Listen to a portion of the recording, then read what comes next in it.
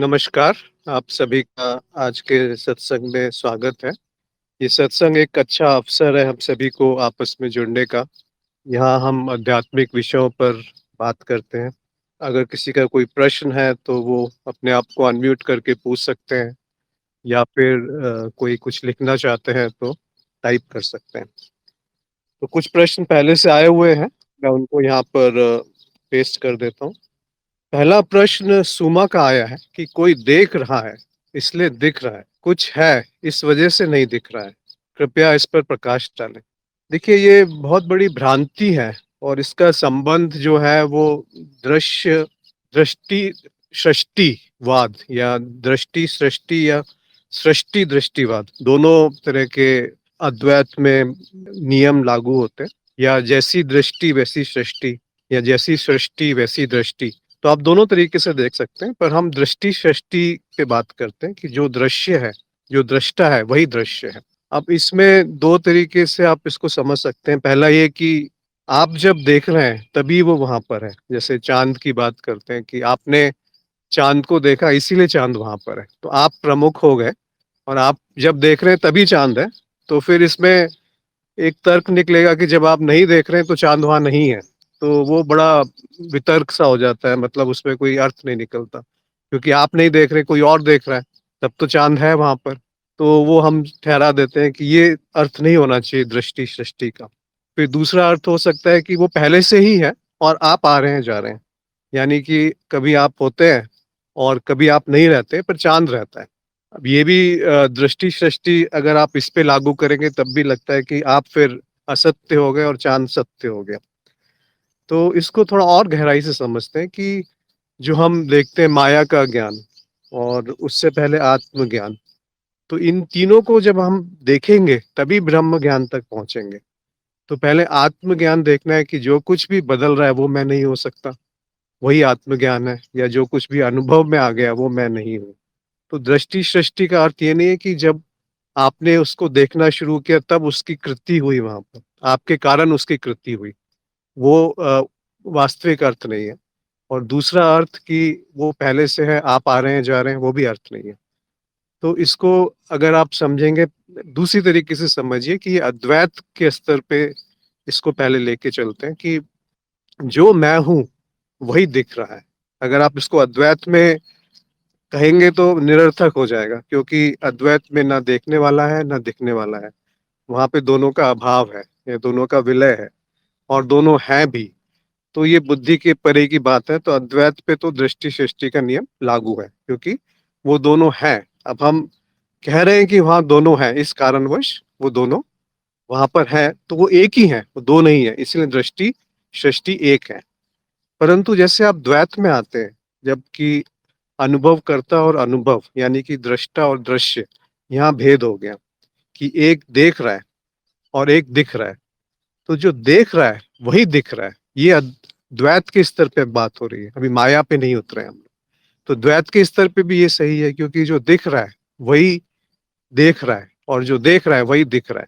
यानी कि अनुभव करता और अनुभव दो है नहीं, एक ही चीज है, वो केवल एक प्रतीति है। जैसे कि अनुभव को हम बोलते हैं बदलाव है, और इसको उदाहरण से ही समझना संभव है, क्योंकि यहाँ पे बुद्धि जो है वो खुद एक अनुभव है। और बुद्धि के प्रयोग से हम चाह रहे हैं कि हम द्वैत को समझे, यानी कि आत्मन को समझे। द्वैत का अर्थ है कि आत्मन और माया। तो जो माया है वो सब कुछ जो भी प्रकट है वो माया है, और जो बुद्धि है वो भी प्रकट ही है। तो बुद्धि आत्मन तक नहीं पहुंच सकती, क्योंकि वो प्रकट है, और जो प्रकट है वो प्रतीति है। तो अद्वैत में भी बहुत सारी शाखाएं निकल के आ गई, पर हम उस सब में नहीं उलझते। हम एक और रूप से इसको समझ सकते हैं कि सत्य कितने स्तर का होता है। वैसे तो अद्वैत में या बोधि वार्ता में दो ही सत्य बताए हैं। एक जो नहीं बदलता वो सत्य है, और जो बदल गया वो असत्य है। पर केवल ये दो भेद करने से भी कई बार थोड़ा सा उलझन रह जाती है। तो हम इसको चार रूप में बांट सकते हैं, केवल समझने के लिए। वैसे तो यही परिभाषा सत्य है कि जो बदल रहा है वो असत्य है, और जो बदल नहीं रहा है वो सत्य है। परंतु अगर आप चाहें तो इसको चार भाग में बांट दें कि एक है निरपेक्ष असत्य, यानी एब्सोल्युटली फॉल्स। जैसे कि कोई कहे कि बिल्ली के सिर पे सींग, वो तो कभी हो नहीं सकते। अगर वो सींग हो गए बिल्ली के सिर पे तो वो बिल्ली नहीं रही। या ऐसे कहें कि माँ जिसका कोई पुत्र नहीं हो सकता, तो अगर उसका पुत्र है तो वो माँ है, और अगर माँ मतलब पुत्र नहीं हो सकता तो उसको माँ नहीं कह सकते। तो ये दोनों या इस तरह के अनेकों उदाहरण मिल जाएँगे जहाँ पे हम कहते हैं कि ये एब्सोल्युटली फ़ॉल्स है। मतलब इसमें दिमाग लगाने की, बुद्धि लगाने की आवश्यकता नहीं है, ये संभव ही नहीं है। या हवा में उड़ता हुआ हाथी, तो हाथी को किसी ने हवा में उड़ते हुए देखा नहीं है, तो कह नहीं सकते कि ये सत्य है, ये असत्य है, पूर्णतः असत्य है या झूठ है, पूर्णतः झूठ है। फिर आएगा प्रतिभासित सत्य। इसका अर्थ होता है जैसे कि कुछ भ्रम होना, तो जितनी देर भ्रम है उतनी देर तो वो सत्य प्रतीत हो रहा है। या स्वप्न, स्वप्न जब तक चल रहा है तब तक वो सत्य लगता है, पर वो है अस्थाई, वो भी बदल रहा है और तेज गति से बदल रहा है, और उसको जागृत अवस्था में आकर वो खंडित हो जाता है। तो इसका अर्थ है कि वो पूर्णतः सत्य नहीं है, इसीलिए उसको एक तकनीकी नाम दे दिया गया है, प्रतिभासित सत्य। फिर तीसरा आता है जिसको हम कहते हैं व्यवहारिक सत्य, जो कि जागृत अवस्था या जीवन जीने के लिए आवश्यक है। तो है वो भी असत्य, और उसमें स्थायित्व ज़्यादा है। है वो भी सूक्ष्म, मतलब ये जो लोक है, ये भी सूक्ष्म लोक ही तो है। तो उस तरीके से हम देखेंगे तो ये हो गया व्यवहारिक सत्य, जो जीवन के लिए आवश्यक है, शरीर को बनाए रखने के लिए आवश्यक है। और अंत में आता है परमार्थिक सत्य, यानी कि जो हमारी परिभाषा में सत्य है। उसको परम सत्य कह दीजिए, पर परम सत्य कहने का कोई अर्थ नहीं है, केवल वो सत्य है। तो उस स्तर पे जब हम देखते हैं तो दृष्टा और दृश्य एक है, जो कि अद्वैत का स्तर है। फिर हम एक स्तर नीचे आते हैं जो द्वैत का स्तर है, जहाँ पर कि आत्मन और माया है। यहाँ पर भी वो सत्य है, क्योंकि जो सत्य अद्वैत का सत्य है, वो निचले स्तरों पर भी सत्य बैठता है। क्योंकि अनुभव और अनुभवकर्ता दो नहीं है, केवल अनुभवकर्ता का जो नाम रूप है उसको हम अनुभव कहते हैं। है तो वही, जैसे पानी और लहर, उसी तरीके से मिट्टी और घड़ा। अब और नीचे आइए, जो कि हम देवी और माया के स्तर पे आ जाते हैं। तो यहाँ पर भी हम माया का ज्ञान का जब हम चर्चा करते हैं गहराई से, तो देखते हैं कि केवल 3 तरह के अनुभव हैं, जगत का, इंद्रियों का या शरीर का, और मन का। पर अंत में जगत का अनुभव भी केवल मन का अनुभव है, इंद्रियों का अनुभव भी मन का अनुभव है। तो बचता केवल मन का अनुभव है। फिर हम भेद ढूँढने की कोशिश करते हैं कि मैं और मन, इसमें कितनी दूरी है? तो वहाँ पर भी कोई दूरी नहीं मिलती, कि जो मैं हूँ, वही तो अपना अनुभव, स्वयं का अनुभव अनेक मिथ्या रूपी स्वप्न में कर रहा हूँ। तब आ गए हम चाँद पे और दृष्टा पे। तो जब आप चाँद को देख रहे हैं, तब भी वो वहाँ नहीं है। ये एक तरीके से आप कह सकते हैं कि ऐसा नहीं है कि आप देखेंगे चाँद को तब वो वहाँ पर आएगा, या वो पहले से वहाँ पर है और आप आते जाते हैं, दोनों असत्य हैं। बल्कि जब आप देख रहे हैं तब भी वो नहीं है, क्योंकि आप क्या देख रहे हैं? केवल अपने इंद्रियों से जो संकेत आ रहे हैं, वो देख रहे हैं, पहला। दूसरा, आप हैं तभी वो दिखता है, ऐसा नहीं है कि आपने उसको बनाया या वो है और आप आने जा रहे हैं।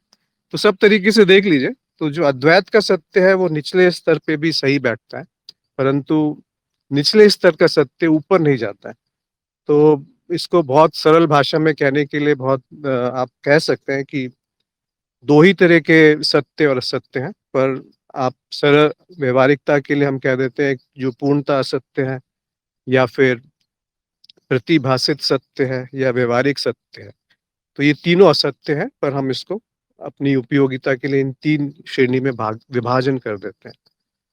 और फाइनली जो अंत में जो मिलता है, वो केवल सत्य ही मिलता है। उसको परम सत्य या पूर्ण सत्य या परमार्थ सत्य नहीं कहकर केवल सत्य कहेंगे, तब भी उसमें कोई गलती नहीं है। इसीलिए हम उसको परमार्थिक सत्य कह देते हैं या केवल सत्य कह देते हैं। यानी कि जो कभी भी नहीं बदलता, जो अपरिवर्तनीय है, जो निर्गुण है, जो आत्मन है, जो अनुभव करने वाला है, जो दृष्टा है या जो साक्षी है, और उसको कुछ अन्य मत समझ लेना, वो मैं ही हूँ। और मैं अपना ही अनुभव अनेकों मिथ्या रूपी प्रतीति के रूप में कर रहा हूँ। जैसे बार-बार दर्पण का उदाहरण आ जाता है कि मैं तो एक हूँ, और अनेकों दर्पण लगे हुए हैं। तो अब आप कैसे कहेंगे कि जो दर्पण में छवि दिख रही है वो है कि वो नहीं है? और जब मैं होता हूँ तभी वो छवि रहती है वहाँ पर। और उसको ये भी नहीं कह सकते कि वो नहीं है और ये भी नहीं कह सकते कि वो है। तो दोनों तरीके से आप उसको प्रतीति कह देते हैं, छवि कह देते हैं, छाया मात्र है। एक माया का दर्शन हो रहा है और मुझे अपना ही दर्शन तब तक नहीं हो सकता जब तक दर्पण ना हो। तो जब दर्शन हो गए तो द्वैत आ गया, यानी कि एक देखने वाला और एक दिखने वाला। तो जब भी देखने वाला और दिखने वाले में विभाजन हो गया, तो वो द्वैत का स्तर हो गया। तो उस स्तर पे ये बात सही बैठती है कि दृष्टि और सृष्टि, परंतु दृष्टि और सृष्टि 2 नहीं है, एक ही है। और इसको व्यावहारिकता से आप समझिए कि सृष्टि दृष्टि भी होती है, यानी कि जहाँ पर आपने जन्म लिया, जो आपके आनुवांशिक गुण हैं, जो जेनेटिक डीएनए है, उसके बाद आपने जो जिस परिप्रेक्ष्य में आपका पालन-पोषण हुआ, तो वहाँ से आप सीखते हैं। तो वो सृष्टि से आपके अंदर स्मृति बन रही है और उस स्मृति से आपके जीवन चल रहा है। अगर वो स्मृति हटा दें तो जीवन जैसे आप सुबह उठे और सारी स्मृति आपकी गायब हो गई अचानक, तो फिर आप जी नहीं पाएँगे, जीवन समाप्त हो जाएगा उसका। उस तो कह सकते हैं कि सृष्टि से दृष्टि बन रही है। पर बोधि वार्ता में और अद्वैत में हम दृष्टि से सृष्टि कहते हैं कि जो दृष्टा है वही दृश्य है। तो मुझे आशा है कि ये समझ में आया होगा, क्योंकि ये बहुत मुश्किल विषय है, इतनी आसानी से नहीं समझ में आता, पर इतना थोड़ा आप मनन करेंगे तो बहुत कठिन भी नहीं है। फिर प्रश्न 2-4 और हैं, वो थोड़ा हम जल्दी समाप्त कर लेते हैं ताकि यहाँ पर जो मौजूद हैं उनसे फिर चर्चा करें। अमित ने कहा है कि क्या वह समय में भी और समय में नहीं भी है? क्या वह प्रकट भी है और अप्रकट भी है? क्या वह परिवर्तनीय है और अपरिवर्तनीय भी है? कैसे? हाँ, ये मिलता-जुलता सा ही है जो हमने अभी पहला प्रश्न की बात करी कि ये अद्वैत का स्तर है। देखिए, अद्वैत के स्तर में प्रकट भी है और अप्रकट भी है और दोनों का विलय भी है, यानी कि दोनों नहीं भी हैं। अब यहाँ आप बुद्धि को ना ही प्रयोग करें तो अच्छा है, क्योंकि बुद्धि समझ नहीं सकती उसको, क्योंकि बुद्धि खुद एक परिवर्तन है। तो बुद्धि को समर्पण करना यहाँ आवश्यक है और ऐसा नहीं कि हम आँख बंद करके अंधश्रद्धा से समर्पण कर रहे हैं कि हाँ, एक किसी ने कह दिया इसीलिए मैं मान रहा हूँ। आप खुद उस पे रिसर्च कीजिए, कुछ आप खुद इस पे अनुसंधान कीजिए कि और कुछ संभव है क्या? कि अद्वैत, इसीलिए अद्वैत कहा, इसको ये नहीं कहा कि एक है, 2 नहीं है, यानी कि अनुभव और अनुभव करने वाला 2 नहीं है। दृष्टि और दृश्य, दृष्टा और दृश्य 2 नहीं है, एक है। वैसे ही साक्षी और साक्ष्य 2 नहीं है। ऐसे ही शिव और देवी 2 नहीं है। इसीलिए अर्धनारीश्वर कह के उस छोड़ देते हैं कि एक ही है। ऐसे ही घड़ा और मिट्टी 2 नहीं है। ऐसे ही पानी और लहर या बुलबुला, झाग, बादल, नदी, आप कुछ भी कह लीजिए, है तो वो पानी। वैसे ही जो तत्व है, जो हटाया नहीं जा सकता, वो हमेशा बना रहता है और जो कभी आता है, कभी जाता है, वो कभी हुआ ही नहीं। जो गीता में भी कहा है कि विद जो सत्य है, वो हमेशा विद्यमान रहता है और असत्य जो है, उसकी कभी सत्ता हुई ही नहीं। और ये जो ज्ञानी है, जो गुरुजन है, वो इसको देख लेते हैं कि 2 नहीं है। ये जो भेद है, ये भेद एक मिथ्या है, एक माया है। क्योंकि विभाजन मन कर रहा है और बुद्धि के द्वारा हम देख लेते हैं कि वो विभाजन एक प्रतीति है, मिथ्या है, सत्य नहीं है। जैसे एक चिड़िया है, वो दर्पण के सामने बैठी है, तो वो नहीं जान सकती कि ये जो दर्पण में दिख रहा है वो मैं ही हूँ। तो वो क्या करेगी, उसको चोंच मारेगी। कभी-कभी वो पीछे, दर्पण के पीछे जाकर के भी वो देखती है कि वहाँ कौन है, तो वहाँ कुछ मिलता नहीं है। तो उसको समझ में नहीं आता कि ये हो क्या रहा है। पर जो व्यक्ति है, मनुष्य है, वो उसके अंदर इतनी बुद्धि है कि ये एक प्रतीति है। दिख रहा है, पर वो है नहीं। वहाँ पे आप उसको छू नहीं सकते जो दर्पण के अंदर प्रतीति है। और दर्पण के अंदर आपको दूरी भी दिखती है कि जितना आप पीछे जाएँगे वो उतना पीछे होती जाएगी। जैसे आपके अंदर जैसे कुछ चेहरे पे लगा हुआ है तो वो भी आपको वहाँ दिखने लगेगा। तो पूर्णतः असत्य है ये भी नहीं कह सकते और सत्य है ये भी नहीं कह सकते। तो माया को भी ये कहा गया है कि ना वो सत्य है ना वो असत्य है। तो उसको निर्वचनीय कह दिया है, अनादि कह दिया है, अनंत कह दिया है, क्योंकि माया जो है वो जो शिव है उनसे भिन्न नहीं है। वही उनका उन्हीं का वो एक प्रकट रूप है। पर प्रकट ऐसा नहीं कोई कृत्य हो गया, वहां पे कोई कार्य हो गया। जैसे हम उपादान कारण और निमित्त कारण बोलते हैं। उपादान जैसे मिट्टी उपादान कारण है जिससे कि घड़ा बन रहा है, और जो कुम्हार है वो निमित्त कारण है, मतलब वो एक प्रक्रिया के द्वारा कुछ उपकरणों का प्रयोग करके उस घड़े को आकार दे रहा है, तो वो निमित्त कारण हो गया। तो अद्वैत में उपादान कारण और निमित्त कारण को एक कहा गया है। उसमें ये नहीं कह दिया कि ये दो हैं, कि उपादान अलग है और निमित्त अलग है। आप मान के चलिए कि पर्दा ही दृश्य को देख रहा है, जो चित्र चल रहे हैं पर्दे में। तो एक कल्पना मात्र है, उदाहरण के तौर पे, कि रूपक के तौर पे, कि पर्दे में इतनी क्षमता है कि वो चित्र को देख सकता है। तो पर्दा स्वयं चित्र बन रहा है और स्वयं ही चित्र का अनुभव भी कर रहा है। जैसे कि स्वप्न बहुत अच्छा इसका एक उदाहरण मिलता है कि स्वप्न में भिन्नता कहाँ है। स्वप्न में मैं ही स्वप्न के चरित्र हूँ, मैं ही वस्तु हूँ, मैं ही उसमें भावना हूँ, और मैं ही उसका अनुभव कर रहा हूँ और मैं ही अनुभव करने वाला हूँ। तो यहाँ पे दृष्टि सृष्टि का जो नियम है पूर्णतः देखा जा सकता है। परंतु जागृत जब आप अवस्था में आते हैं तो आप मान लेते हैं कि दृश्य जो स्वप्न मैंने देखा वो मिथ्या था, झूठ था, अस्थायी था, बदल रहा था।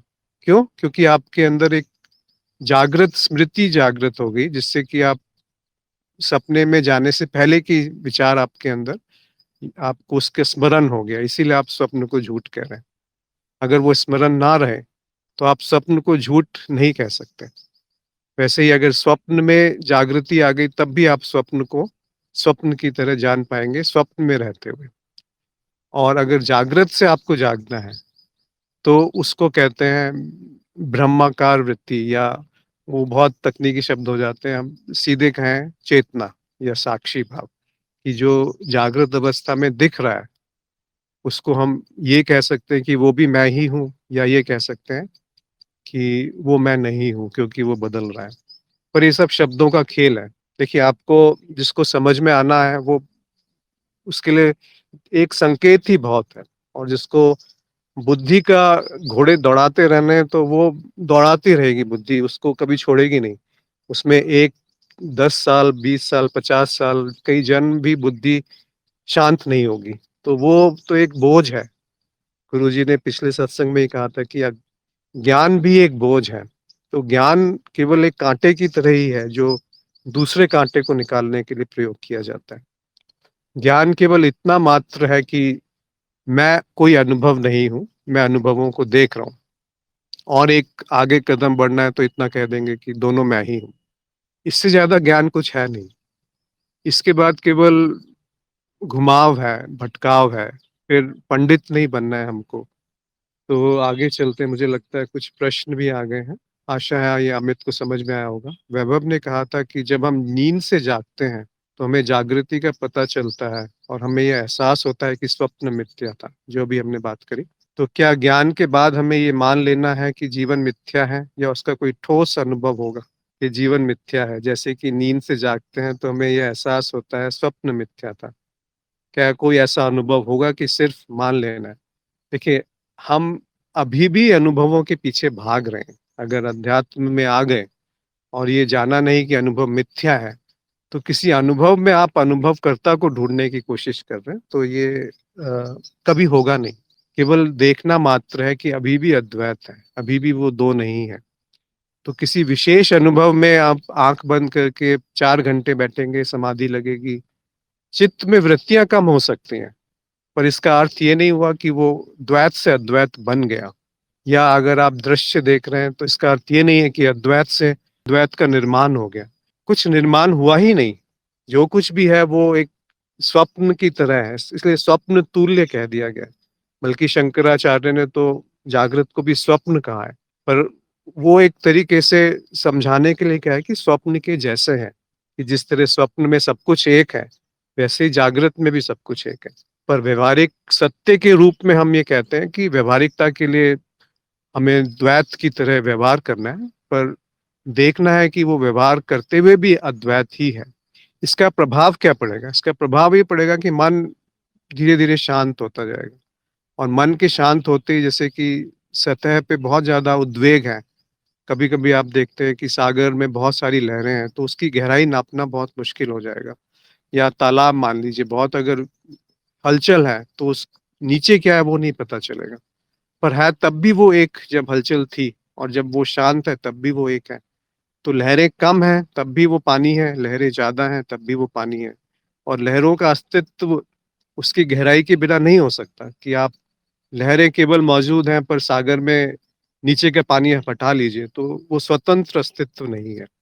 वैसे ही अनुभव का स्वतंत्र अस्तित्व नहीं है, वो अनुभव करता जब है तभी होगा। क्या कोई बता सकता है यहाँ पर कि किसी ने केवल दृष्टा को देखा है? तो वो देखा है तो फिर दृश्य हो गया, तो दृष्टा अलग हो गया। और अगर दोनों एक दूसरे को देख रहे हैं तो फिर कोई तीसरा लाना पड़ेगा जो उन दोनों को देख रहा है, नहीं तो दोनों दृश्य हो गए या दोनों दृष्टा हो गए। 2 दृष्टा होना असंभव है। आप इसको तार्किक रूप से भी देख सकते हैं, बौद्धिक रूप से भी समझ सकते हैं और वाक़ई भी देख सकते हैं। अगर आपको ब्रह्म ज्ञान हो गया, तो जो अभी कहा था कि ब्रह्माकार वृत्ति या अखंड ब्रह्म के जो दर्शन होते हैं, वो कोई विशेष दर्शन दर्शन नहीं है। वो केवल इतना जानना मात्र है कि अद्वैत ही है, वही सत्य है और वही अस्तित्व है, वही ब्रह्मन है। मुझे लगता है आज बहुत ज़्यादा गूढ़ विषय आ गए, तो किसी को कुछ अपने विचार व्यक्त करने हैं तो अवश्य कीजिए।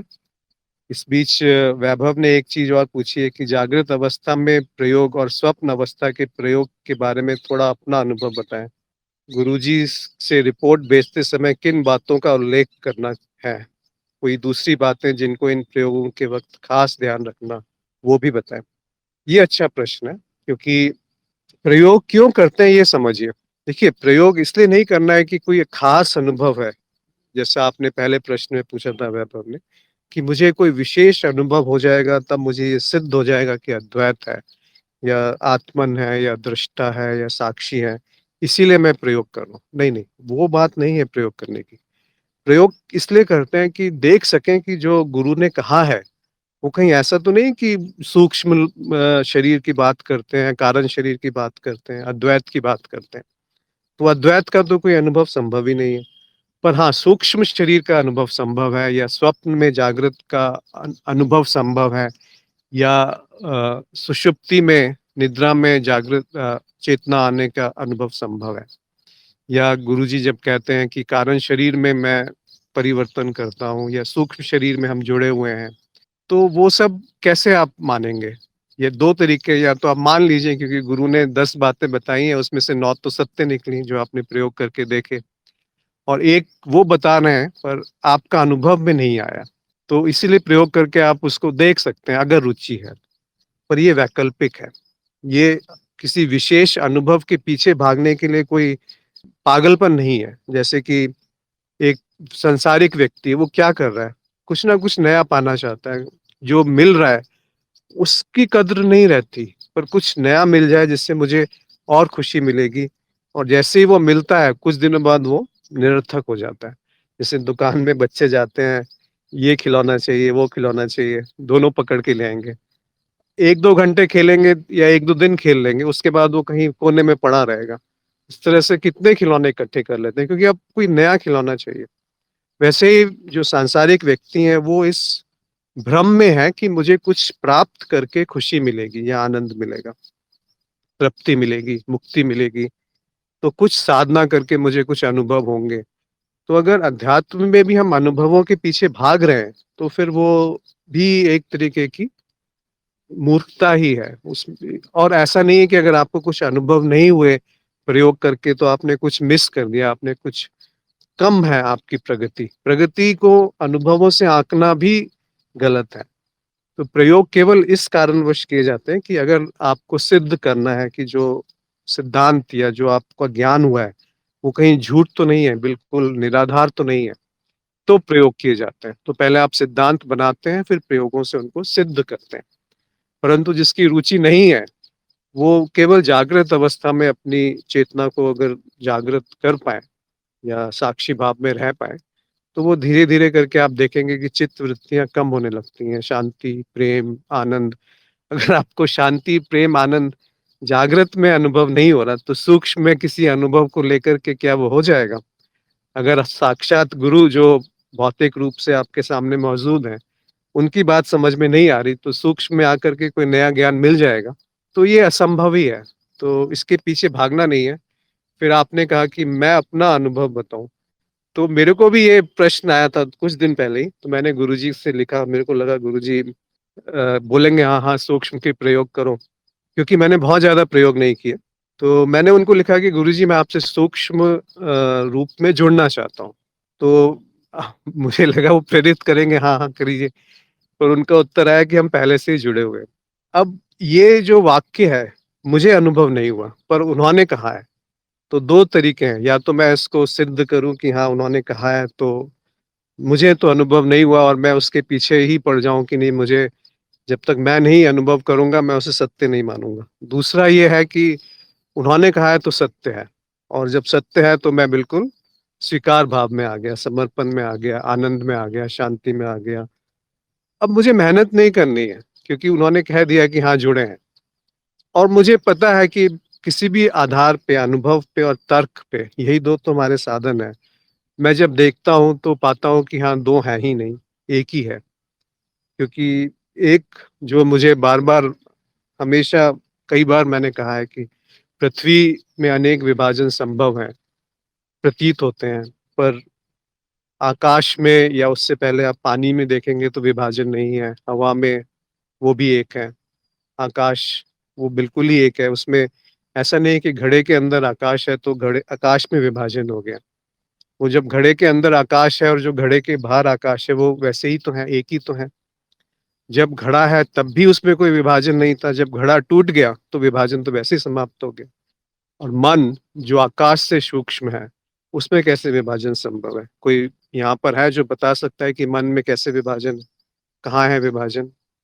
अगर नहीं है तो मन भी एक है, क्योंकि वो आकाश से भी सूक्ष्म है, और मैं मन से भी सूक्ष्म हूँ। तो मुझ में कैसे विभाजन संभव है? तो जो मैं हूँ वो आत्मन है, वही सब जगह मौजूद है। तो हम सूक्ष्म लोक की बात कर रहे थे कि सूक्ष्म रूप से हम जुड़े हैं कि नहीं जुड़े। अब उन्होंने कह दिया, और मैंने अनुभव और तर्क पे यही जाना कि हाँ, एक ही है, स्मृति में सारे विभाजन काल्पनिक हैं, मनगढ़ंत हैं। मन के द्वारा ही विभाजन होता है, अगर मन नहीं है तो विभाजन संभव है क्या? तो वो मान लिया, इसलिए प्रयोग फिर करने छोड़ दिए। तो मेरे को कोई बहुत विशेष अनुभव नहीं हुए हैं स्वप्न के या सूक्ष्म के या सुषुप्ति के। पर हाँ, इतना अवश्य है कि स्वप्न में कुछ छोटे-मोटे अनुभव हुए थे, और सूक्ष्म का तो कोई साक्षात अनुभव मेरा नहीं है। तो भागिए मत, गुरुजी ने कहा कि आप कुछ ऐसा नहीं है कि मिस कर रहे हैं। अब यहाँ पे अंगूर खट्टे हैं ये बात नहीं है, परंतु अपनी-अपनी रुचि के ऊपर निर्भर करता है, कि कई लोगों को बहुत आसानी से बहुत विशेष अनुभव हो जाते हैं, पर वो फिर भटक जाते हैं। कई लोग हैं जिनको अनुभव नहीं होते, पर उनको ज्ञान पूर्ण होता है। कई लोग हैं जिनको ज्ञान होता है, वो फिर से भटक जाते हैं। तो सब तरह के आपको उदाहरण मिल जाएँगे इस जगत में। कई लोग ऐसे हैं जो केवल बौद्धिक ज्ञान है, और उनको तोते की तरह वो बोल सकते हैं, पंडित बन गए हैं, सारे शास्त्र कंठस्थ हैं, पर गुरु नहीं है। गुरु, क्योंकि वो अपने आप को ही सब कुछ मान के बैठ गए हैं कि गुरु की क्या आवश्यकता है? मैं ही तो, जो गीता में कृष्ण ने कहा है, वो मैंने जान लिया, तो मुझे भौतिक रूप से गुरु की क्या आवश्यकता है? तो कई लोग साधना करने में लगे हुए हैं, घंटों-घंटों बैठे रहते हैं।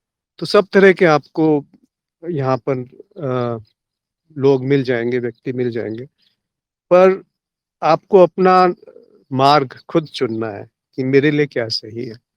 ये मत कभी आप तुलना कीजिए कि उसको इतने अच्छे अनुभव हो गए, तो मुझे कुछ कम हुए। तो ये तो प्रतिस्पर्धा हो गई। जैसे कि आप सांसारिक जगत में प्रतिस्पर्धा करते हैं, वैसे आध्यात्मिक जगत में लोग प्रतिस्पर्धा करने में लगे हैं, कि उसको ज़्यादा ज्ञान हो गया, वो गुरु हो गया, मैं नहीं हूँ। ये सब छोड़ा कहाँ, ज्ञान हुआ कहाँ फिर? अगर ज्ञान हो गया तो वो मौन हो जाता है। जो बोल रहा है वो अभी भी अज्ञानी है। तो मैं भी बहुत पूर्ण अज्ञानी हूँ क्योंकि बोल रहा हूँ, परंतु बोल इसलिए रहे हैं ताकि कोई कुछ लोग हों जो साधक, जो अभी बॉर्डर लाइन पे हैं, जो सीमा रेखा पे बैठे हैं कि इधर गिरना है कि उधर गिरना है, तो अच्छा है इधर की तरफ गिर जाएँ जो अध्यात्म का है। देखिए, कई साधक हैं जो आत्मज्ञान होने के बाद पूर्णतः मौन हो जाते हैं, फिर उनको कुछ नहीं पड़ी, जैसा कुछ नहीं, मतलब पूर्णतः मौन हो जाते हैं, अंदर से मौन हो जाते हैं, अंदर कोई वृत्ति नहीं चल रही या बहुत कम वृत्तियाँ चल रही हैं, जितनी आवश्यक है उतनी वृत्तियाँ चलती हैं। मैं अपना ही उदाहरण देता हूँ, पहले कहाँ-कहाँ नहीं भटकता था कि ये कर लूँ, ये प्राप्त कर लूँ, ये पदोन्नति हो जाए, ये मिल जाए, ये अनुभव में हो जाए। जैसे ही ज्ञान हुआ तो वो धीरे-धीरे छूट गया, समाप्त हो गया। चलिए, आगे वैभव ने कहा है कि गुरुजी को रिपोर्ट में क्या लिखना चाहिए? जो आपको महत्वपूर्ण लगे, ऐसा नहीं कि 2-3 पेज की रिपोर्ट भेजनी है। 1 पैराग्राफ लिख दीजिए जो आपने हफ्ते भर में अनुभव किए हैं, जो परेशानी आ रही हैं या जो आपको समझ में नहीं आया है, वो सब छोटा करके लिख दीजिए क्योंकि वो भी इतने व्यस्त रहते हैं कि बहुत बड़ा मैसेज भेजेंगे तो कोई फ़ायदा नहीं है क्योंकि आप को जो कहना है वो बहुत कम शब्दों में भी कह सकते हैं। ऐसा नहीं कि 3 पेज में ही आप कहेंगे अपनी बात को। तो बहुत सूक्ष्म रूप में लिखिए, पर ऐसा भी नहीं कि जो तत्व है, जो महत्वपूर्ण बात है उसको छोड़ना है। तो वो हर एक व्यक्ति पे, हर एक साधक पे निर्भर करेगा। शिवम ने कहा है, शिवम सिंह ने कि क्या कृतज्ञता की भावना का अधिक प्रबल होना आध्यात्मिक उन्नति में बाधा है? देखिए, कृतज्ञता एक बहुत ही सकारात्मक वृत्ति है। वो कभी बाधा नहीं बन सकती। पर हाँ, अंध रूप से कृतज्ञता होना कि मैं तो आपके चरणों का दास हूँ, आपके चरणों की धूल हूँ, इस तरह की कृतज्ञता मूर्खता है। परंतु कृतज्ञता का अर्थ होता है जब आपको कुछ मूल्यवान मिला, जिसकी मूल्य नहीं आँका जा सकता, तो आप क्या करेंगे? आप कृतज्ञ होंगे ना कि आपको किसी ने हीरा दे दिया और वो आपके पास कुछ भी नहीं है, पर उस हीरे को आपको किसी ने मुफ्त में दे दिया। तो आप कृतज्ञता तो ज़ाहिर ही करेंगे ना। कुछ लोग होते हैं जिनके लिए कुछ भी करो वो कृतज्ञ नहीं होते, वो तो अभागी होंगे फिर। कुछ लोग होते हैं जो बिना कुछ किए कृतज्ञ हो जाते हैं। मैं कुत्तों को देखता हूँ जो स्ट्रीट डॉग्स होते हैं। उनको आप थोड़ा-सा हल्का-सा पुचकारो तो एकदम, कई कुत्ते होते हैं जो बिल्कुल आप पे चिपक से जाएँगे, उनको थोड़े से प्रेम की आवश्यकता है और कई ऐसे होते हैं जो आप छूने जाओ तो आपको काटने के लिए दौड़ेंगे। तो ये बहुत बेकार सा उदाहरण था, पर फिर भी कृतज्ञता का अर्थ है कि आप जब अंदर से प्रेम में भर जाते हैं, तो आप हर एक चीज़ के लिए कृतज्ञ हो जाते हैं। हवा के लिए कृतज्ञ हैं, पानी के लिए कृतज्ञ हैं, धूप के लिए कृतज्ञ हैं। उस रिक्शे वाले के लिए कृतज्ञ हैं जो आपको घर तक पहुँचा रहा है मेहनत करके, अपना खून पसीना बहा के। उस उसके लिए कृतज्ञ हैं जिसको आप जानते ही नहीं पर वो आपके जीवन में प्रभाव कर रहा है। और सबसे ज़्यादा अपने गुरु के लिए कृतज्ञता आती है। तो उस कृतज्ञता में डूबना, वो ज़्यादा नहीं होती, जितनी ज़्यादा है उतना अच्छा है। पर हाँ, ये नहीं कि मैं तो कुछ हूँ ही नहीं, मैं तो एक, क्या वो फुट फुट डोर स्टेप में जो पायदान रखे रहते हैं पैर साफ करने के लिए, मैं तो वैसा हूँ, वैसा नहीं। आवश्यकता है तो व्यावहारिक सत्य में जो माया में करना है कीजिए।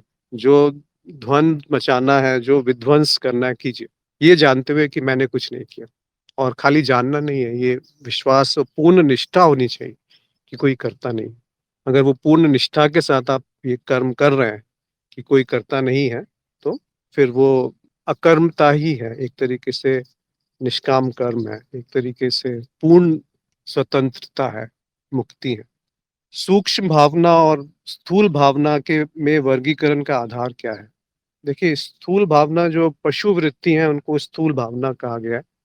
जैसे कि क्रोध, भय, काम वासना, इस तरह की जो प्रवृत्ति है जो पशुओं में भी पाई जाती हैं और मनुष्यों में भी अधिकतर उसी में लिप्त रहते हैं और ये बिल्कुल विश्वास होता है कि यही सब मुझे जीवन का लक्ष्य है। जब तक ये नहीं होगा तब तक मेरा जीवन पूर्ण नहीं है। उसी में भागते-दौड़ते जीवन निकल जाता है और मृत्यु आ जाती है।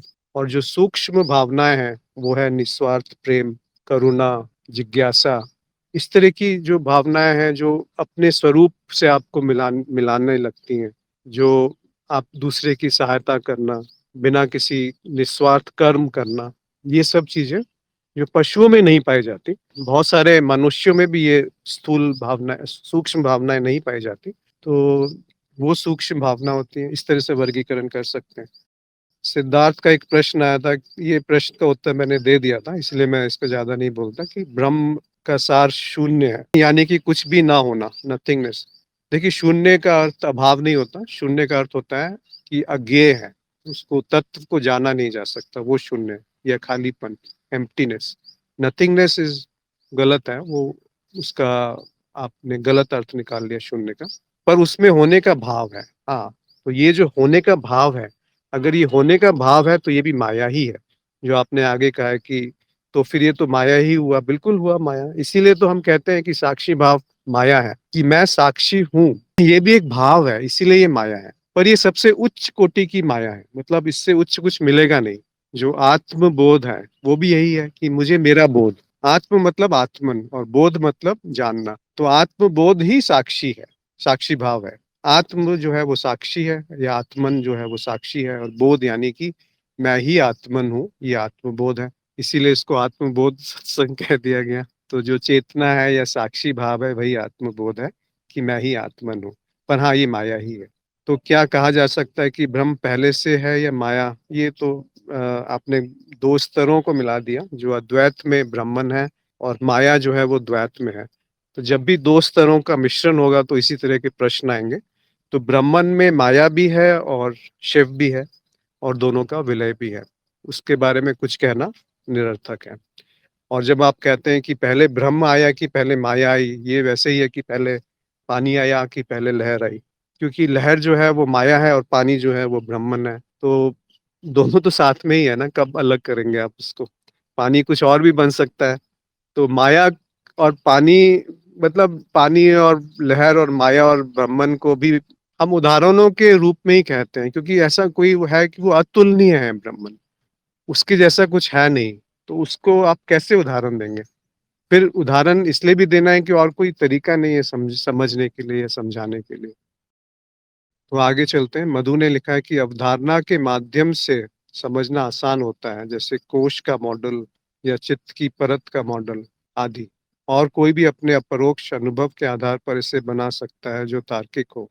अवधारणाओं का कितना महत्व है?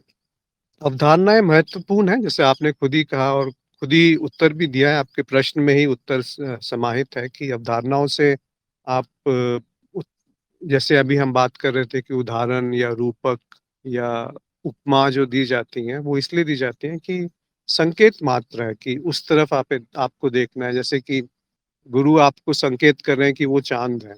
अब चांद को जो हाथ है, उनकी उंगली का जो संकेत है, उसको चांद नहीं समझना है। तो जिस तरफ वो संकेत कर रहे हैं उस तरफ देखना है, और उसको देखेंगे तब आप जान पाएंगे कि ये सत्य है। तो अवधारणाएं महत्वपूर्ण है। सिद्धांत जिसको कहते हैं कि एक आपने सोच समझ करके कुछ माना कि ऐसा हो सकता है, फिर आपने उसके लिए प्रमाण ढूंढने शुरू किए। तो अवधारणाएं बहुत अच्छी हैं समझने के लिए, कि चित्त का मॉडल है या इस तरह के जो मॉडल है बहुत अच्छे हैं समझाने के लिए। उससे आपके सारे प्रश्नों के उत्तर बौद्धिक रूप से मिल जाते हैं, पर जो सत्य है वो बौद्धिक रूप से नहीं जाना जा सकता, वो हुआ जा सकता है। तो ब्राह्मण जो है वो हुआ जा सकता है, पर ये मदद करते हैं कि आपको बौद्धिक रूप से जो समझ में आ गया, तो फिर बुद्धि इधर उधर भागेगी नहीं। सुगन ने कहा है कि शक्ति और ऊर्जा, शक्ति एक है, ऊर्जाएं अनेक हैं। शक्ति और ऊर्जा तो एक ही ऊर्जा तो हम बहुत जब निचले स्तर पे आ गए तो हम उसको ऊर्जा कहते हैं, एनर्जी कहते हैं। और शक्ति जो है वो देवी को कहते हैं। तो जो उसका स्रोत है, जहाँ माया है, जहाँ उद्गम है, उसको हम शक्ति या देवी कहते हैं। पर जो उसका प्रकट्य रूप है वो पोटेंशियल एनर्जी, काइनेटिक एनर्जी और इस तरह के अलग अलग अलग रूप में वो प्रकट होती है। तो उसको हम, जो आपने ऊर्जा शक्ति कहा है या ऊर्जाएं अनेक कहा है, वो ऊर्जा के रूप में आ जाती है, जो हम प्राणमय कोश कहते हैं, एनर्जी। पर जो माया है वो बहुत ऊपर का स्तर है। देवी जो है वो, जैसे बहुस्तरीय ज्ञान का वीडियो आप सब लोग देख लीजिए तो वो समझ में आ जाएगा। सुगन ने फिर कहा है कि जिसको आत्मा का ज्ञान हो गया उसको सब जगह परमात्मा या आत्मा ही दिखाई देंगे, उसको कुछ और नहीं दिखाई देगा। हाँ, आपने सही कहा। जिसको आत्मज्ञान हो गया, फिर दूसरा जो कदम है वो ब्रह्म ज्ञान का ही होता है। तो वो बहुत पास है, नजदीकी है, वहाँ कोई प्रयास नहीं है, वहाँ कुछ करना नहीं है। वहाँ बस समर्पण है, संकल्प है और कृपा है। ये 3 चीज़ें हैं वो जो आत्मज्ञान से ब्रह्म ज्ञान तक ले जाएँगे। और ब्रह्म ज्ञान हो गया तो हो गया, नहीं हुआ तो उसके लिए प्रयत्न मत कीजिए, जब होगा वो अपने आप हो जाएगा। गुरु जी से आप अपने गुरु क्षेत्र से या गुरु से प्रार्थना कर सकते हैं, समर्पण कर सकते हैं। शिवम ने कहा है, अश्विन जी प्रणाम, जब एक बार आत्मज्ञान से ये ज्ञान हो गया कि मेरा तत्व अपरिवर्तनीय और अविनाशी है, तो उसके बाद भले ही चेतना आए या ना आए, इससे मेरा क्या बनता और बिगड़ता है? फिर साधक को चेतना की इतनी चिंता क्यों है? ये तो पूछना पड़ेगा कि क्यों चिंता है, पर देखिए, साधक जब शुरू करते हैं, तब उनको चेतना के बारे में थोड़ा ज्ञान होना आवश्यक है कि चेतना क्या है। पर जब वो आगे बढ़ जाता है, तो वो चेतना का जो साधना है, वो भी छूट जाती है और छूट ही जाएगी। कितनी देर आप साक्षी भाव में रहेंगे और क्यों रहेंगे? जैसे कि मैं पुरुष हूँ, मैं पुरुष हूँ, ये बार-बार आप दोहराते थोड़ी रहते हैं, स्मरण थोड़ी करना है कि मैं पुरुष हूँ। वो तो हमेशा ही आपके साथ रहेगा, चाहे आप थोड़ी देर के लिए स्मरण ना भी रहे। पर अगर किसी को पता ही नहीं है कि मैं पुरुष हूँ और अपने आप को कुछ और मान के बैठा है, तब शुरुआत में ये कह दिया जाता है कि भई हाँ, साक्षी भाव का अभ्यास कीजिए और चेतना में रहिए। पर जागृत अवस्था में चेतना में रहने में कोई बुराई भी नहीं है, क्योंकि अगर आप चेतना में नहीं हैं, तो कुछ ना कुछ उल्टा-सीधा होगा ही होगा। तो चेतना का अर्थ है कि आपको पहले से आभास है कि कुछ इस कर्म का किस तरीके के प्रभाव आने वाले हैं, और आप आवेगों के वेश में कर्म नहीं कर रहे, तो वो चेतना है, यह साक्षी भाव है। और मैं अनुभव करता हूँ, ये तो परम सत्य है, तो उसमें अगर आप स्थित हैं, तो उसी में धीरे-धीरे वो स्वाभाविक रूप से आ जाता है। ऐसा नहीं होता कि उसके लिए प्रयत्न करना है, प्रयास करना है। तो आपने बिल्कुल सही कहा, पर साधक को चेतना में इतनी चिंता क्यों है, ये व्यक्तिगत मामला है। चिंता उसको होगी जिसको पता नहीं कि चेतना क्या है।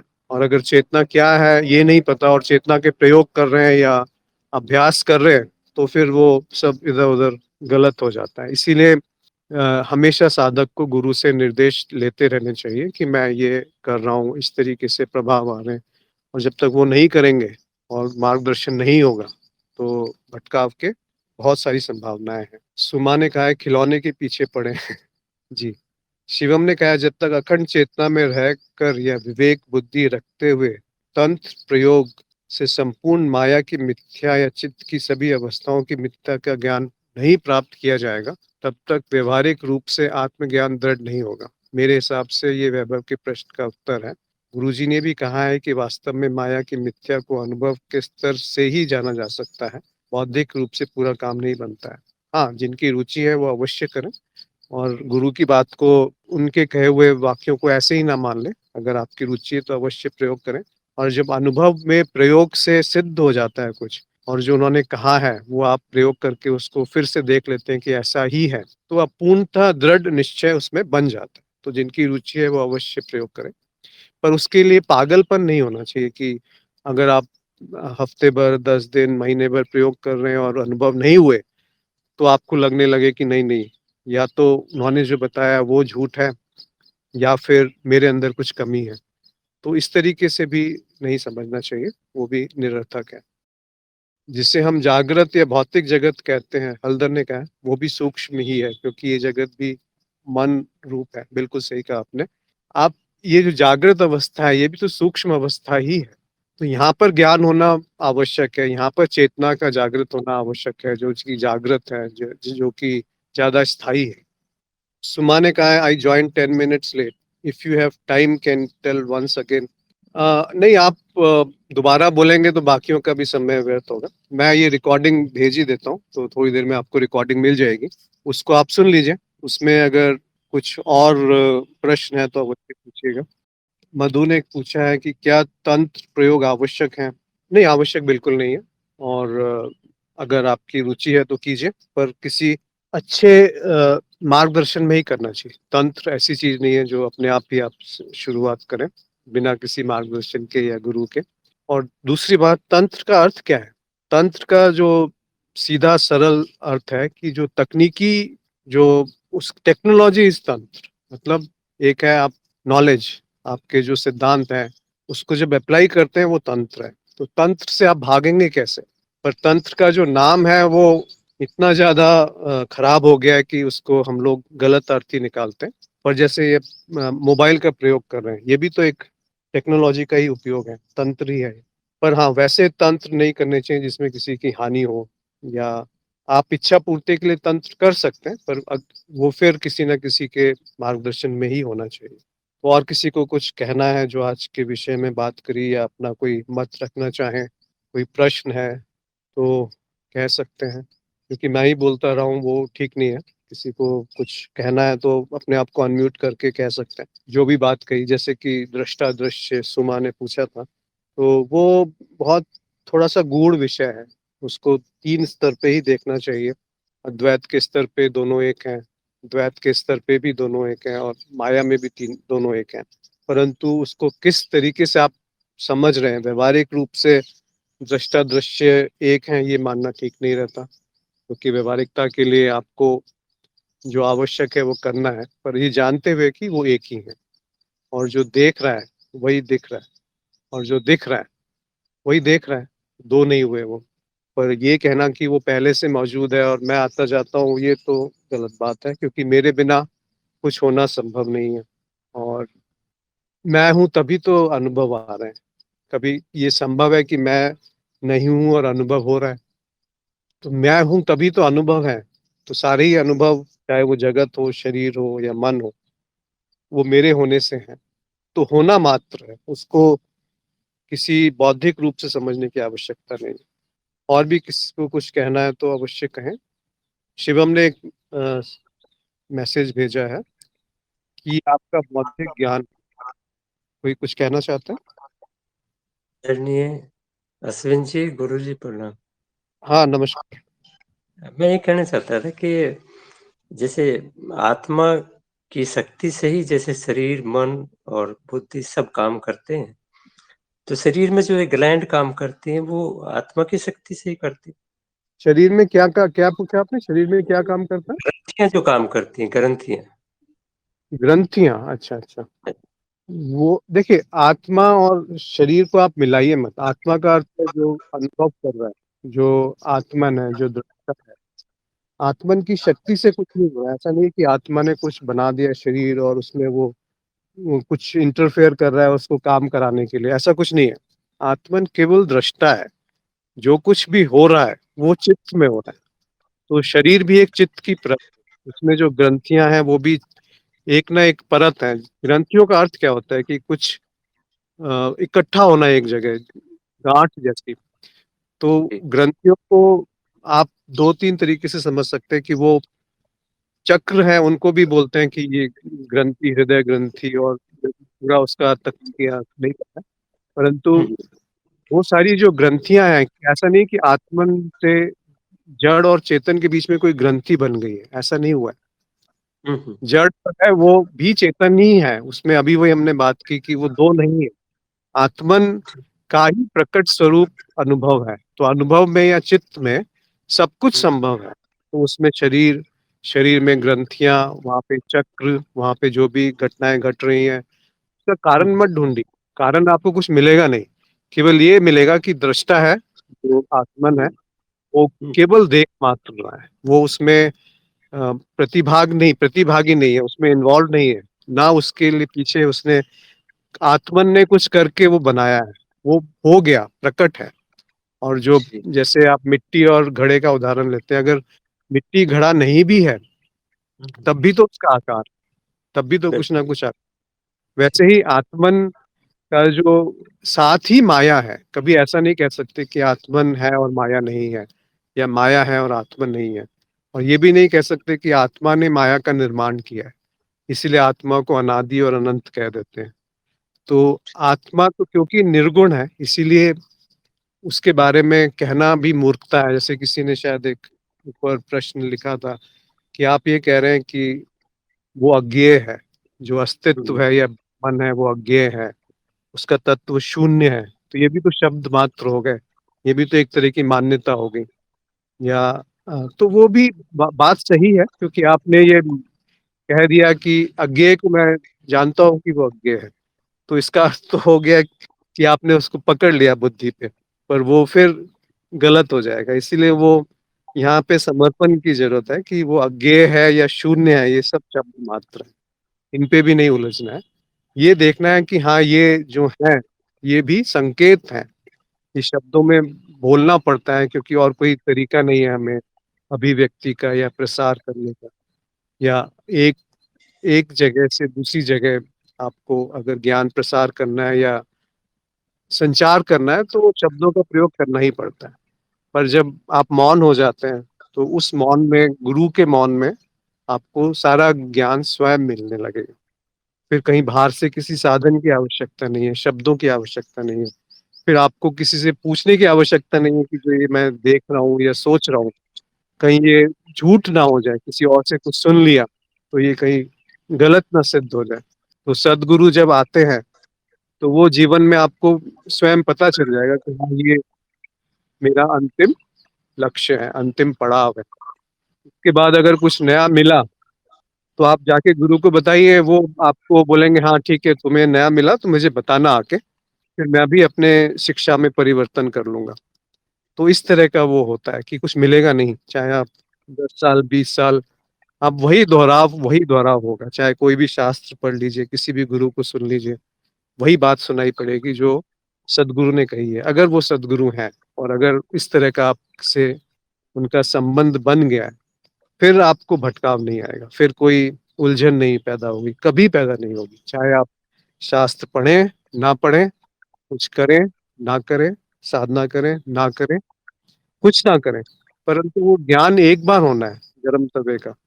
ये जो माया है, इससे दुःख ही उत्पन्न होगा और इस माया में ही मुझे रहना है और ये माया भी मुझसे भिन्न नहीं है, मैं ही हूँ। तो ये बौद्धिक रूप से समझना नहीं, निष्ठा होनी चाहिए, जैसे शिवम मेरी का। धन्यवाद।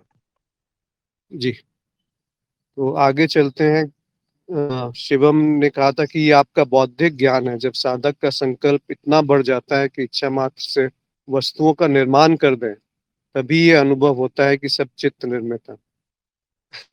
देखिए, ये आप थोड़ा-सा शायद इसमें मेरा भेद है आपसे शिवम, जो आपने कहा कि जब साधक का संकल्प इतना बढ़ जाता है कि इच्छा मात्र से वस्तुओं का निर्माण कर दें, तभी ये अनुभव होता है कि सब चित्त निर्मित है, ऐसा नहीं है।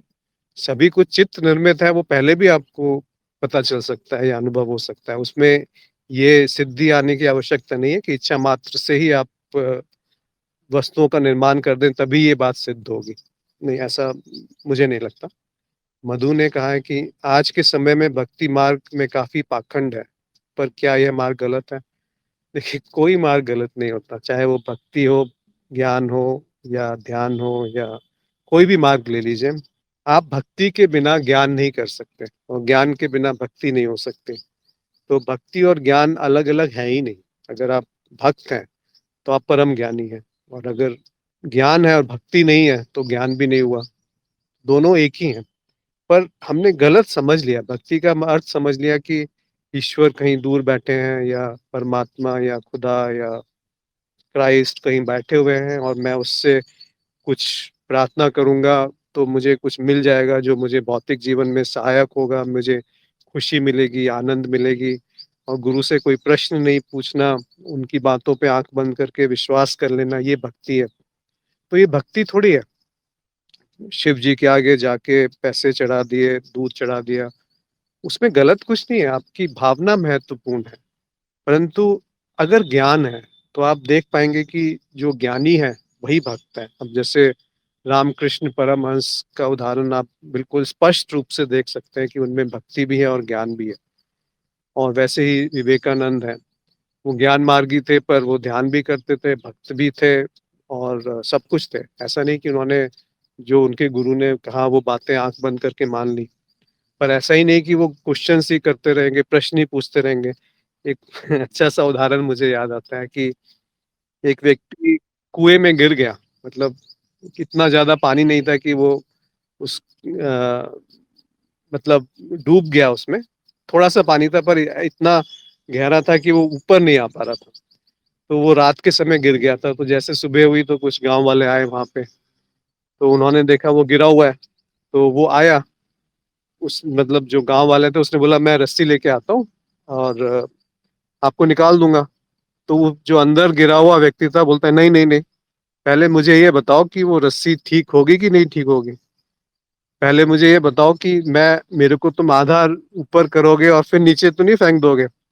तो इस तरह के जो प्रश्न करेंगे वो करते ही रहेंगे फिर प्रश्न, उत्तर नहीं आएगा उसका। तो थोड़ा श्रद्धा होनी चाहिए और श्रद्धा के साथ ही देखिए एक मैं आपको जो प्रायोगिक तरीका बताता हूँ कि अगर आप ध्यान करना है, तो उसमें प्रेम और श्रद्धा ले आइए, अपने गुरु के प्रति या जिनके प्रति आपके मन में समर्पण है, उनको अपने जो आज्ञा चक्र है उसके पीछे एक खाली स्थान में कल्पना कीजिए कि वो वहाँ पर हैं और मैं भी वहाँ पर हूँ और हम आपस में बैठ के बात कर रहे हैं, चर्चा कर रहे हैं। तो इस तरह से आप 5-5 मिनट भी करेंगे कभी-कभी जब खाली समय है, तो वो एक संबंध स्थापित हो जाएगा उनमें। तो ये भी कल्पना है पर वो धीरे-धीरे कल्पना इतनी प्रगाढ़ हो जाती है कि वो और आप कोई भेद नहीं रहता उसमें। अंजलि ने पूछा है, माया की मिथ्या तो हम पूरे जीवन में निरंतर देख ही रहे हैं। कुछ अलग ढूँढने से वो ज़्यादा अच्छे से सिद्ध हो जाएगी ऐसा तो नहीं है। टमाटर की माया की मिथ्या को जान लिया तो सारी मिथ्या स्वतः सिद्ध हो गई। नए-नए अनुभव लेकर फिर क्यों मिथ्या सिद्ध करने के लिए क्या अधिक ज्ञान हो सकता है? नहीं। आपने बहुत सही कहा कि एक उदाहरण मात्र से वो ज्ञान हो जाता है। अगर जिसको ज्ञान नहीं हुआ, तो उसको आप 10, 20, 1000 उदाहरण लाके सामने प्रकट कर दीजिए कि ऐसा ही है, वो नहीं मानेगा। क्योंकि उसका जो अतृप्त वासनाएँ हैं, जो अशुद्धियाँ हैं, वो उसको समझने में बाधा है। वो मन में, चित्त में शांति के लिए एक बाधा है। तो आप उसके सामने कितने भी प्रमाण लाते रहिए, वो उसमें कोई ना कोई अवरोध देख लेगा, कोई ना कोई उसका तोड़ ढूँढ लेगा। तो जिसको समझ में आना होता है वो बहुत जल्दी समझ सकता है और 1-2 उदाहरण से ही वो प्रकट उसके अंदर ज्ञान पूर्णतः प्रकट हो सकता है। और इसीलिए हम उदाहरण देते हैं कि भई लाल टमाटर है, उसका रंग जो है वो मिथ्या है। तो वैसे ही आप इसको बढ़ा सकते हैं, इस उदाहरण को आप सब जगह लागू कर सकते हैं। हर एक अनुभव में आप देख सकते हैं कि हर एक अनुभव ऐसा ही है। तो एक उदाहरण से अगर आपने सही तरह से समझ लिया, तो उससे पूर्ण ज्ञान संभव है। ऐसा नहीं है कि उस बहुत सारे आपको प्रयोग करके ही वो दोबारा से बार-बार सिद्ध करना है। शिवम ने भी उत्तर दिया है कि क्या आप वास्तव में दृढ़ हो गए? अगर ऐसा है तो आपकी चित्त की अवस्था के ज्ञान का या प्रयोग की आवश्यकता नहीं है। गुरुजी सब अवस्थाओं का अनुभव कर चुके हैं, तब उनकी बातों का इतना प्रभाव है, क्योंकि उनकी बातें अनुभव युक्त हैं। इस बात में भी सत्य है जो शिवम ने कहा कि इसीलिए तो उन्हें गुरु कहा गया है। पर इसका अर्थ ये नहीं है कि जो गुरु नहीं है और उनको उतने अधिक अनुभव नहीं हुए, तो उनको सत्य नहीं पता है। देखिए, सत्य को जानना और सत्य को अभिव्यक्त करना, कई लोग ऐसे होते हैं, कई गुरु ऐसे होते हैं जो जानते हैं पर व्यक्त नहीं कर पाते और कई गुरु ऐसे होते हैं जो जानते ही नहीं पर व्यक्त करते रहते हैं। इसलिए सद्गुरु वो हैं जो जानते भी हैं और उनको व्यक्त करना भी आता है। तो दोनों के दोनों जब एक साथ समाहित होते हैं तब उनको सद्गुरु कहते हैं और उनमें कोई दिखावा नहीं होगा, कोई औपचारिकता नहीं होगी, कोई पैसे का लेन-देन नहीं होगा। बस ये होगा कि साधक की प्रगति होनी चाहिए और मैं और तुम दोस्त हैं। तो वो गुरु जो हैं, सद्गुरु दोस्त बन जाते हैं आपके। आपके सबसे सारे संबंध उसमें आपको पूर्णतः पूर्ण हो जाएँगे। हल्दर ने कुछ लिखा है कि शिवम जी को पूरी माया चाहिए। हाँ, जिनकी रुचि है वो अवश्य प्रयोग करें और उससे सिद्ध करें, पर आवश्यक नहीं है, वैकल्पिक है। शिवम ने कहा है कि आत्मज्ञान बहुत छोटा है। वह देवी या माया की कृपा के बगैर दृढ़ होना संभव नहीं है। माया की कृपा का अर्थ है माया की मिथ्या का सभी अवस्थाओं में जाकर अपरोक्ष अनुभव लेना, तभी जीव का पूर्ण विकास होगा। देखिए, विकास भी तो किसी का नहीं होता ना, तो आपकी बात सही है कि दृढ़ता में लाने के लिए हमको ये सब प्रपंच करने पड़ते हैं, परंतु ये वैकल्पिक ही रहेगा। मेरा तो यही मत है कि ऐसा नहीं है कि सारे प्रयोग करके और वो सिद्ध करके ही आपको पूर्ण ज्ञान होगा। आपको पूर्ण ज्ञान जो है वो कृपा से होता है और कृपा जो है वो हमेशा उपलब्ध रहती है। ऐसा नहीं है कि अभी कृपा है और बाद में वो नहीं रहेगी या किसी पे ज़्यादा है, किसी पे कम है। तो कृपा तो सर्वदा मौजूद है, आपको अपना पात्र सीधा करना है। सूरज जो है वो किसी में भेद थोड़ी करता है कि मैं इसको रोशनी नहीं दूँगा, उसको रोशनी दूँगा, परंतु अगर आप घर के अंदर बैठे हैं और सारे पर्दे लगा दिए हैं और उसके बाद ये आपकी जो कंप्लेंट है कि रोशनी नहीं है, तो रोशनी तो है। इतना कृत्य आपको करना है कि पर्दों को हटा दीजिए, खिड़की खोल दीजिए, तो स्वच्छ हवा और सूरज की रोशनी उस खिड़की के माध्यम से आप पूरा संसार देख सकते हैं, असीमित संभावनाएँ उत्पन्न हो जाएँगी। तो वो है आपका प्रयास, जो कि शुरू में एक सांकेतिक प्रयास की तरह से उपयोग मतलब माना जा सकता है। पर अंत में कृपा है, अंत में केवल कृपा है, केवल सद्गुरु हैं और वो जब आते हैं जीवन में, तो कोई संशय नहीं रहता, कोई प्रश्न नहीं रहता, कोई संदेह नहीं रहता कि मैंने जाना भी है कि नहीं जाना है, ये संदेह नहीं उठता। कोई भी प्रश्न हो वो उत्तर स्वभावतः आ जाता है। मुझे लगता है कि आज का समय हो गया और भी किसी का कोई प्रश्न है तो वो भेजते रहें और हम लोग ऐसे ही जुड़े रहेंगे। सत्संग में बहुत ज्ञानी जन हैं, मुझे तो उतना ज्ञान है नहीं, परंतु छोटा-सा प्रयास है गुरु कृपा से कि आपसे वो साझा करें जो थोड़ा बहुत मुझे पता है।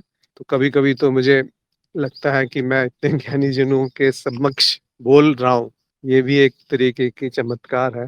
पर फिर भी क्योंकि गुरु हैं और ये पता है कि जो गुरु ने सिखाया है वो गलत नहीं है। ये भी पता है कि जो बोल रहा हूँ वो उन्हीं के शब्द हैं। एक तोते की तरह मैं उनको खाली रिपीट करता हूँ, उनको दोहराता हूँ जो उनसे सीखा है। तो सब कुछ गुरु हैं, सब कुछ तत्व वही है और वही मैं, वही आप हैं। तो अद्वैत है, अद्वैत ही है, द्वैत में भी अद्वैत है। अद्वैत ही सत्य है, अद्वैत ही परम तत्व है।